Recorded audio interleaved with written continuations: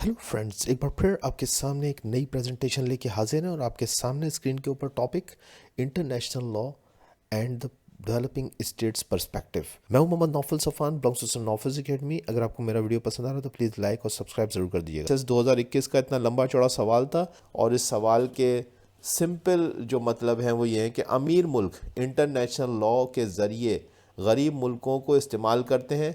बताइए गरीब मुल्क कैसे सिचुएशन से बाहर आए। ये इस पूरे क्वेश्चन का मतलब है।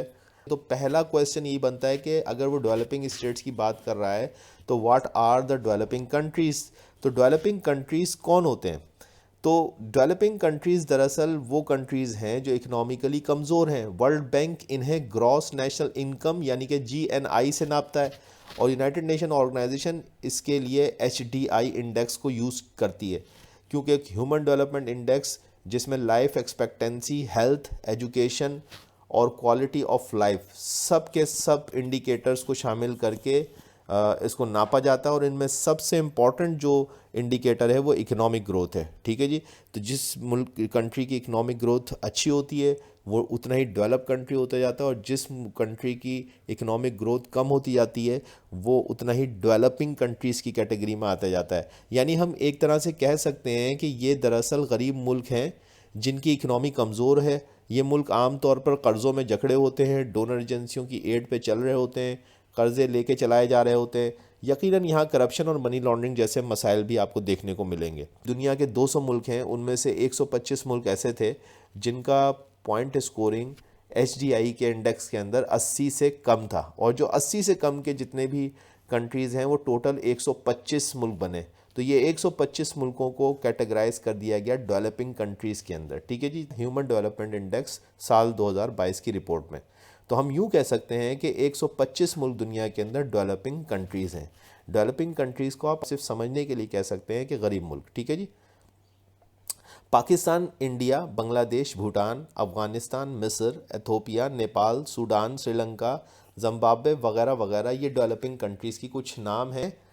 बिल्कुल इसी तरह से डेवलप्ड कंट्रीज़। अब develop countries, what are the develop countries, इनको भी देख लेते हैं कि डेवलप कंट्रीज़ क्या हैं।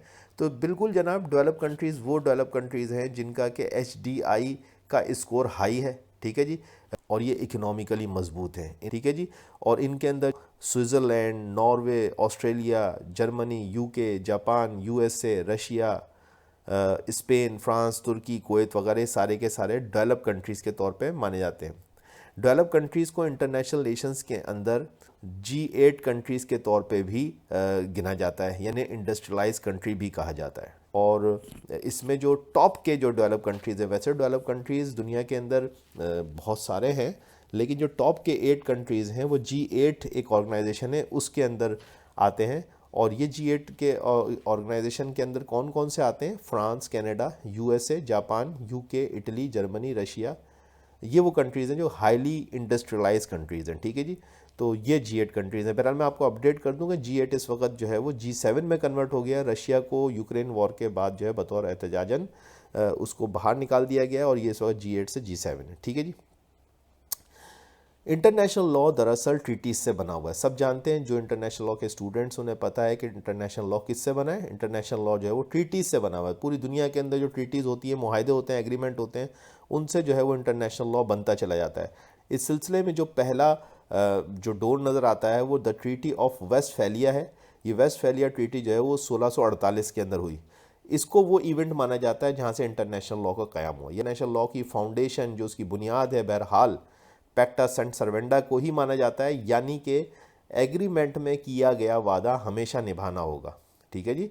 एग्रीमेंट में किया गया वादा हमेशा निभाना होगा, क्योंकि आप जानते हैं कि इंटरनेशनल लॉ किसी कॉन्स्टिट्यूशन या लॉ बुक की सूरत में नहीं होता। जो इंटरनेशनल लॉ के स्टूडेंट्स हैं उन्हें पता है कि इंटरनेशनल लॉ का कोई कॉन्स्टिट्यूशन नहीं है कि आप कोई किताब उठाएं कि भाई इंटरनेशनल लॉ इस किताब में लिखा हुआ है, बस इसमें देख लो तो पता चल जाए। ऐसा कुछ भी नहीं है। ठीक है जी। ना इसका कोई कोई बुक मिलती है, ना कोई इसकी कॉन्स्टिट्यूशन है।